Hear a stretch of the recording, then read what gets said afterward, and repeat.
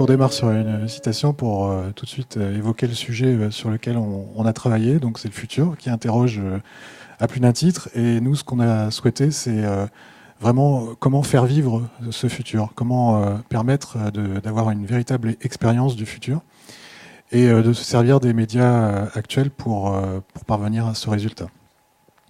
Donc notre projet s'appelle Futura. Donc Futur et ERA comme réalité augmentée. Donc l'idée, c'est de montrer le monde de demain en réalité augmentée. L'idée sur laquelle on a travaillé, donc si tu peux juste avancer, donc avec une équipe pluridisciplinaire, c'est vraiment sur essayer d'évoquer tous les possibles en matière technique et de ce fait, on a vraiment essayé de balayer à la fois ce qui se faisait en réalité augmentée pour de la valorisation territoriale aujourd'hui et puis un certain nombre d'autres pistes qui ont été également creusées avec ce média. Mais ce qu'on a constaté surtout, c'est que tous les médias qui aujourd'hui parlaient du futur ne donnaient pas à voir ce futur, ou en tout cas de manière pas suffisamment immersive et engageante. Donc sur l'autre slide, on a quelques exemples de médias qu'on a regardés, alors non pas pour s'inspirer, mais plutôt pour faire quelque chose de différent. Tout en restant sur ce type de ligne éditoriale, c'est-à-dire d'imaginer tous les sujets liés au futur proche ou moins proche, avec une approche journalistique. Sauf que aujourd'hui, la réalité augmentée, ce n'est pas seulement, on va dire, des applications qui permettent d'augmenter des projets urbanistiques ou du patrimoine. C'est aussi, et de plus en plus, ça le sera, sur les réseaux sociaux, des augmentations qui sont de l'ordre de l'UGC, quoi, où chacun augmente son contenu. Donc, notre constat, nous, c'est de dire que dans ce contexte, il faut aussi permettre à ce qu'il y ait des médias en réalité augmentée qui soient vraiment à la portée de ce public. La source d'inspiration qu'on a également, c'est de proposer des formats courts. Donc Arttips, pour moi, c'est vraiment une référence parce que c'est du journalisme, mais dans un format très très court, mais qui a une viralité très très forte. D'ailleurs, les chiffres qu'ils ont eu depuis 5 ans le prouvent. Et d'une niche, ils sont petit à petit, ils ont élargi leur thématique. Notre source d'inspiration, on l'a cité tout à l'heure, c'est Brut. Alors Brut, pas tellement, enfin les réseaux sociaux certes, mais aussi pour le format éditorial dont on va s'inspirer pour notre projet. Donc ça, c'est un exemple aussi d'inspiration qu'on a pu trouver qui correspondra à la forme que pourra prendre notre projet. Donc là, c'est aussi une sorte de motion design en 3D qui pourrait aussi servir d'inspiration. Sur le modèle, donc c'est un marqueur qui est physique, donc qui est installé à un endroit. Donc là, typiquement, bon, c'est un exemple qu'on a commencé à mettre en place avec un poster. On est au Média Campus, on se projette dans l'avenir. Donc voilà, le marqueur permet d'avoir une augmentation qui nous projette donc dans une réalité qui n'est pas encore existante, et ça nous pose une question. On répond à cette question et en essayant au maximum de donner son point de vue sur le futur en question et le partager sur les réseaux sociaux. Les thèmes abordés, ça c'est assez classique, donc on va passer assez vite, d'autant que je voudrais malgré tout parler de la périodicité, donc hebdomadaire par rapport aux contraintes de production. Et puis ensuite, c'est sur la répartition des coûts et sur le marché. Juste une chose sur les annonceurs, si tu peux avancer. Pour nous, c'est des annonceurs qui peuvent être dans l'innovation, mais aussi des fabricants de smartphones. Enfin, c'est un marché qui est relativement large. Ce sont eux nos clients et bien entendu, l'appli sera gratuite.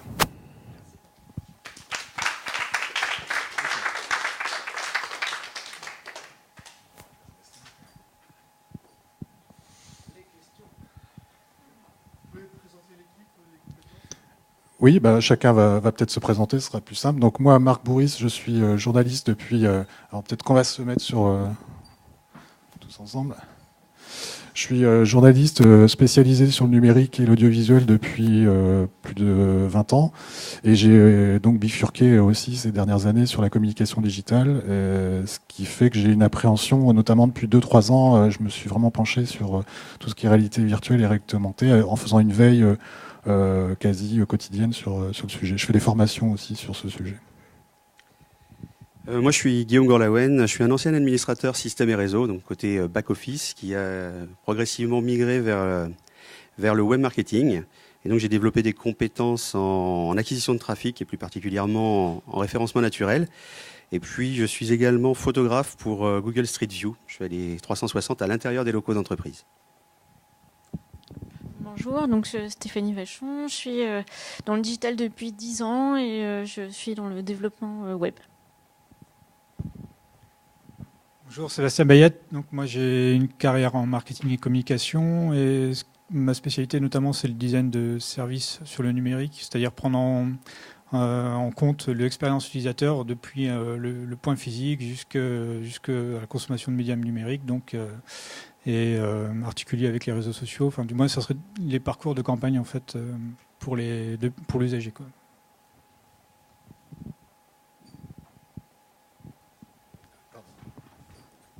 Alors, faute de temps, dommage, on a dû. Il y a des slides qui ont été zappés sur la solution elle-même. Donc, c'est une appli mobile gratuite, mais alors il y avait une solution SaaS ou une plateforme en parallèle pour, je sais pas, gérer soit les commandes, les demandes, le traitement des informations. C'est-à-dire que dans un premier temps, ce qu'on voudrait vraiment tester, c'est l'aspect storytelling et donc de partir sur des plateformes SaaS, pas redévelopper, parce qu'aujourd'hui, elles permettent déjà de faire tout ce qu'on a évoqué. Il y en a 3-4 différentes, c'est sous forme d'abonnement, en général, c'est autour de 100 € par mois. Enfin bon, c'est des business, enfin, voire un peu plus si on demande du sur-mesure, évidemment. Mais et puis, évidemment, à terme, c'est d'avoir notre propre développement, quoi.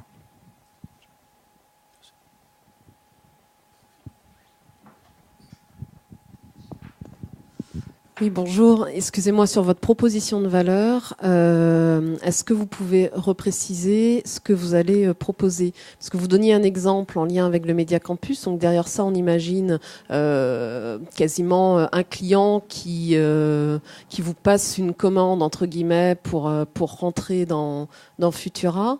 Mais est-ce qu'il y a autre chose derrière? Est-ce qu'il y a une ligne éditoriale de votre part? Est-ce qu'il y a un média derrière? Ou on est bien sur cette première séquence plutôt?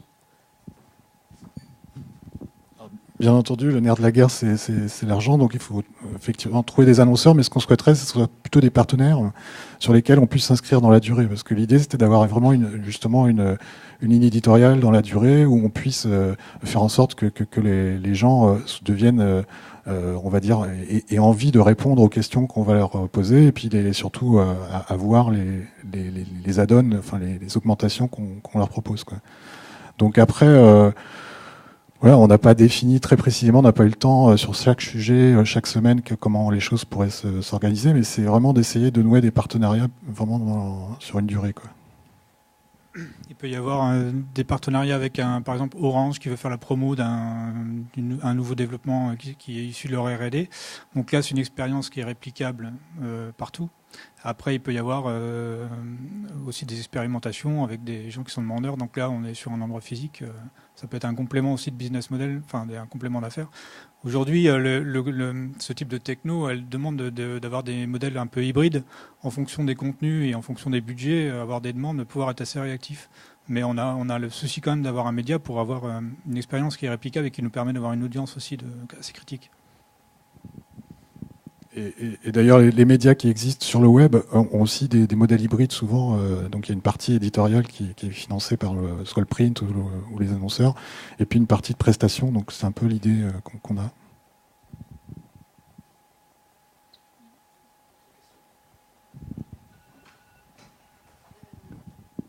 Vous disiez en fait justement que, enfin, la référence était le format de brut. Enfin, vous vouliez faire le format de brut. C'est justement en quoi ce serait, enfin, identique? C'est quoi les zones d'équivalence en fait au format de brut? En fait, on a retenu le format de brut parce que c'est un format court et justement qui permet vraiment à l'utilisateur de s'immerger rapidement dans une expérience. Et donc, ça nous permet de le projeter. L'idée, c'est vraiment de le projeter rapidement et de lui provoquer en lui une réaction. C'est vraiment un format qui joue sur les images choc. Alors en l'occurrence, c'est plutôt sur la vitesse du montage, les images presque subliminales qu'on peut être amené à poser, et puis un message texte. Donc nous aussi, l'idée, ce serait peut-être de poser un message texte sur la réalité augmentée, court, mais qui apporte un peu d'information, qui soit pas simplement, voilà, on fait tourner un élément visuel, et que derrière on puisse poser une question par rapport à ces éléments contextuels. C'est aussi une question de rythme de diffusion, donc qui serait de plus en plus rapide au fur et à mesure qu'on a des demandes, et donc qu'on a aussi les compétences de renforcement d'équipes pour les financer. C'est-à-dire qu'au départ, ça va être un rythme peut-être hebdomadaire, et au fur et à mesure du développement de la boîte et tout ça, ça va être de plus en plus de contenu qui peut... Ce qui est intéressant, c'est d'avoir un rythme quotidien, mais qu'on peut peut-être pas avoir tout de suite. Mais après, du moins, il y a cette notion de rythme et de partage sur les réseaux sociaux pour qu'il y ait aussi du débat sur les réseaux sociaux, ce qui se fait aussi avec les vidéos de Brut aujourd'hui. Après, j'ai juste une dernière précision, mais c'est une question importante. Donc, on est aussi dans le test and learn. J'ai entendu ce mot-là. C'est vrai que l'idée, c'est aussi de tester le format, de voir que les réactions des internautes, enfin des réseaux sociaux, etc. Donc, de pouvoir avoir cette phase un peu expérimentale, il me semble. Dernière question sur l'incubation Cube. En tout cas, pour ma part, ce serait vraiment de tester ce storytelling, de voir ce qui marche pas, et puis d'affiner un peu les choses, parce que là, en 48 heures, bon, évidemment, on n'a pas pu aller au fond quand même des choses. Et puis, je sais pas, je vais laisser les autres parler. Oui. Si, la même chose, hein, c'est vrai que 48 heures, c'est très très court. On s'en est bien rendu compte pendant l'exercice. Et du coup, on a plein de choses à tester, donc ce sera avec grand plaisir, si on est sélectionné, de rejoindre l'aventure. Peut-être aussi, on peut inverser aussi le truc, dire on apporte aussi au NMCube la légitimité qui est d'essayer toute forme de médias et d'aller aussi avec une prise de risque sur des médias. Aujourd'hui, les usages ne sont pas forcément développés, mais on va explorer, parce que c'est le but du NMCube aussi, d'être sur des médias émergents, d'expérimenter des nouvelles formes de narration, quoi.